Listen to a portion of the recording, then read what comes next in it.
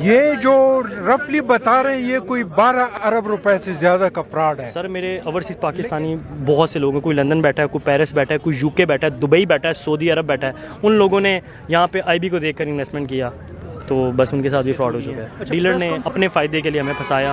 Dealer کو پتہ بھی تھا کہ ایک دکان جو ہے وہ 10 بندوں کے نام پہ جا رہی ہے، پھر بھی ڈیلر نے اپنے پیسوں کے لیے، اپنے پروفٹ کے لیے ہم لوگوں کو ڈوبا. جسٹس سے، وزیر اعظم سے کہ جس ادارے کو آپ نے چوروں کو پکڑنے کے لیے بنایا ہے وہ تو خود چوری میں ملوث ہے.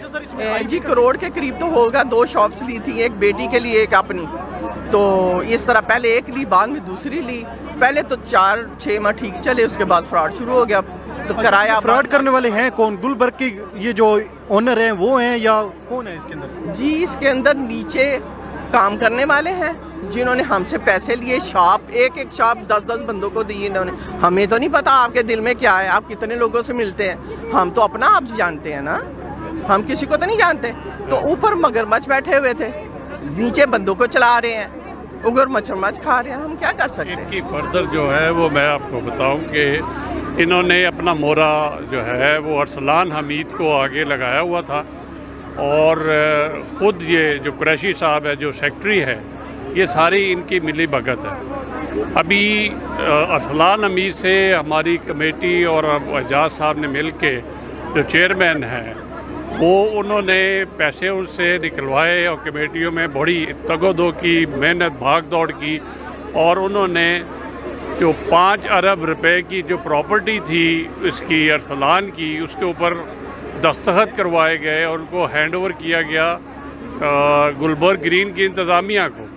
پہلے یہ پیسے افیکٹیز کو دینے کے لیے تیار تھے، لیکن بعد میں ان کی نیت میں فتور آ گیا اور ابھی وہ پیسے دینے سے معذوری ظاہر کر رہے ہیں. اچھا سر، اس کے اندر آئی بی کا نام لے رہے ہیں، آئی بی کا اس میں کیا رول ہے؟ یہ آئی بی کی بیسیکلی سوسائٹی ہے اور یہ اسی کی بدماشی ہے، اور اس میں یہ نہیں کہوں گا کہ پوری آئی بی اس میں انوالو ہے. اس میں جو چند افراد جو ٹاپ پہ ہیں وہ اس میں انوالو ہیں، اور وہ آگے سے ان کے ذریعے ہمیں یہ دھمکیاں بھی دیتے ہیں کہ ہم آئی بی کے لوگ ہیں، ہمیں یہاں پہ کوئی ٹچ بھی نہیں کر سکتا پورے پاکستان میں.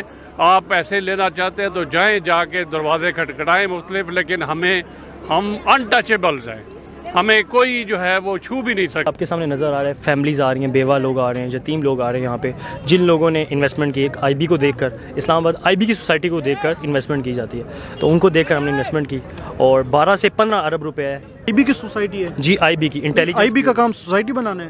نہیں، آئی بی کی جیسے آپ ہوتا ہے نا، جیسے سی ڈی اے میں جو جاب کرے سی ڈی اے ان کو پلاٹ دیتا ہے، اس طرح آئی بی نے جو اپنے لوگ ہوتے ہیں ان کو پلاٹ دیتی ہے. تو یہ ان کے نام سے گلبرگ گرین اسلام آباد آئی بی کے نام سے یہ سوسائٹی ہے. اچھا، تو یہ ان کو بھی پلاٹ دیے جاتے ہیں اور باہر کے لوگ بھی بائی کر سکتے ہیں پلاٹ. ٹھیک ہے. اچھا، اس کے اندر آپ کے کتنے پیسے تھے؟ میرا 1 کروڑ 60 لاکھ. 1 کروڑ 60 لاکھ؟ جی. اچھا، وہ کون، کس نے لوٹا ہے، کون ہے پیچھے؟ ہم نے تو ڈیلرز کے تھرو آگے پیسے لگائے ہیں، ارسلان کو دیے تھے، جبکہ ڈیلر ہم نے ارسلان کو دیکھا بھی نہیں تھا. تو بیچ میں جو کہا جاتا ہے کہ نہ کہا جائے، کچھ لوگوں نے ڈائریکٹ بھی لیے ہیں، میں نے ڈیلرز کے تھرو لیے ہیں. ڈیلر نے اپنے فائدے کے لیے ہمیں پھنسایا. ڈیلر کو پتہ بھی تھا کہ ایک دکان جو ہے وہ 10 بندوں کے نام پہ جا رہی ہے، پھر بھی ڈیلر نے اپنے پیسوں کے لیے، اپنے پروفٹ کے لیے ہم لوگوں کو ڈبایا. اچھا، یہ شجاعت اللہ قریشی اور ارسلان حمید یہ کون ہے؟ یہ ارسلان جو ہے جس کو سوسائٹی نے پلاٹس وغیرہ دیے تھے، اور شجاعت اللہ قریشی جو گلبرگ کا پریزیڈنٹ ہے. اچھا، یہ یعنی کہ سوسائٹی کا بھی ہاتھ ہے اس کے اندر؟ دیکھیں جی، سب کا ہاتھ ہے.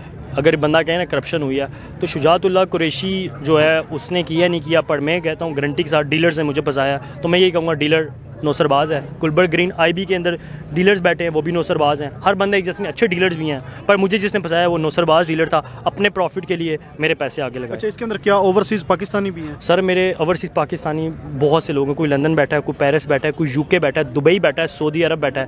ان لوگوں نے یہاں پہ آئی بی کو دیکھ کر انویسٹمنٹ کیا تو بس ان کے ساتھ بھی فراڈ ہو چکا ہے. اچھا، پریس کانفرنس آپ نے اندر کرنی تھی، لیکن کیوں نہیں کرنے دی گئی؟ آئی بی کہہ رہے کہ جی آپ اندر، آئی بی نے کال چلائی ہے یہاں پہ ان کو اندر نہیں آنے دینا، تو اس لیے ہم لوگوں نے باہر کی.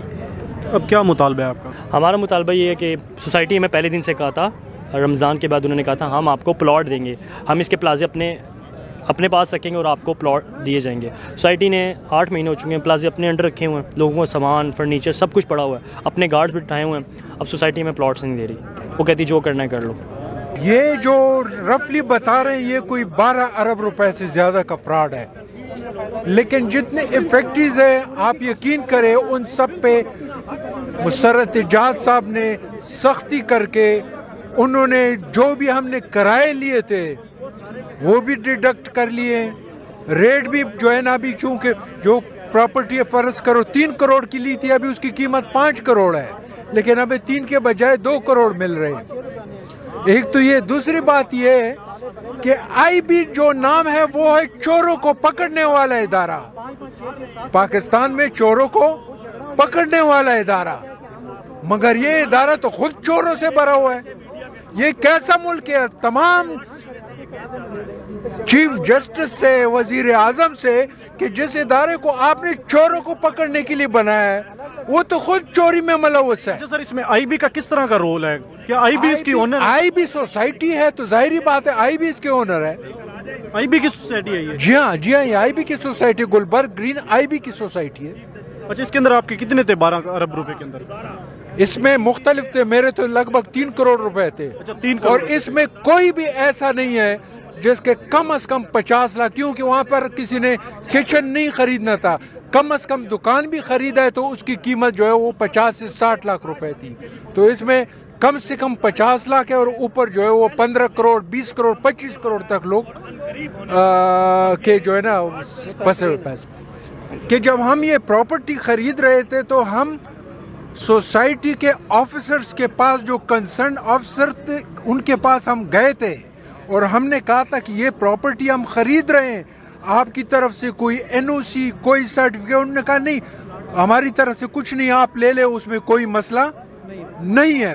ایک بات تو یہ سوسائٹی ذمہ دار ہے، دوسرا یہ کہ جب سوسائٹی نے فرمائش کی کہ سارے پلازے ہمارے حوالے کیے جائے تو مسرت اجاز صاحب نے ہمارے سارے پلازے ہم سے خالی کروائے، 8 مہینے پہلے پلازے خالی کروائے اور ان کو ہینڈ اوور کر دیے۔ مسرت اجاز کون ہے؟ مسرت اجاز صاحب جو چیئرمین ہے ریئلٹرز کے، جو ابھی ہمارے اوورآل باس ہے۔ جی، اور یہ لوٹنے والے ارسلان حمید؟ لوٹنے والے ارسلان حمید تو آپ یہ کہہ سکتے کہ وہ فرنٹ مین ہے۔ کس کا فرنٹ مین ہے؟ سوسائٹی کا فرنٹ مین ہے، سوسائٹی کا فرنٹ مین ہے، اور اس نے جیسا وہ سب کچھ مسرت اجاز صاحب نے بتا دیا کہ سوسائٹی کو اس نے دبا کر کے لایا ہے، خود بھی دبا کر عیاشیاں کی، اور آج بھی سوسائٹی اس کو پروٹیکٹ کر رہی ہے۔ یہاں سے بگانے میں سوسائٹی کا ہاتھ تھا، آذربائیجان بگوایا، ادھر لانے کا سوسائٹی کا پروگرام تھا، اور ابھی بھی یہ سارا کچھ سوسائٹی کر رہی ہے۔ میرا بھی یہی موقف ہے، انہوں نے بیسیکلی یہ فرنٹ مین تھا سوسائٹی کا ارسلان، اور ارسلان نے سوسائٹی کی ملی بھگت سے اس نے لوگوں کو سے مطلب ان کی جائز، ان کی جمع پونجیاں، ان کے سارے جو ان کے بیچاروں کے اپنے حلال کی کمائیاں تھی وہ اس نے جمع کی ہے۔ اس نے سوسائٹی میں جو اس طرح سے ایک ٹرینڈ پہ انویسٹمنٹ ہو رہی ہے اس پہ اس نے انویسٹمنٹ کی ہے۔ اس کے بعد جب سوسائٹی نے دیکھا ہے کہ یار اب مزید مرغے نہیں آ رہے، جتنے مرغے آنے تھے آگے، انہوں نے ارسلان کو باہر تک جانے کی اجازت دی، وہاں سے اس کو پکڑ کے واپس پاکستان لایا گیا، ٹھیک ہے۔ اب اس کا موقع اس نے جب اس کے اوپر پریشر پڑا تو اس نے سچ بولا، ٹھیک ہے، اور سچ میں اس نے یہی بتایا کہ سوسائٹی نے ہم سے اتنے پیسے، مجھے اتنا تنگ کیا گیا، مجھ سے اتنے پیسے لیے گئے، اور جس کی بنا پر مجھے جو ہے نا فراڈ کرنا پڑا۔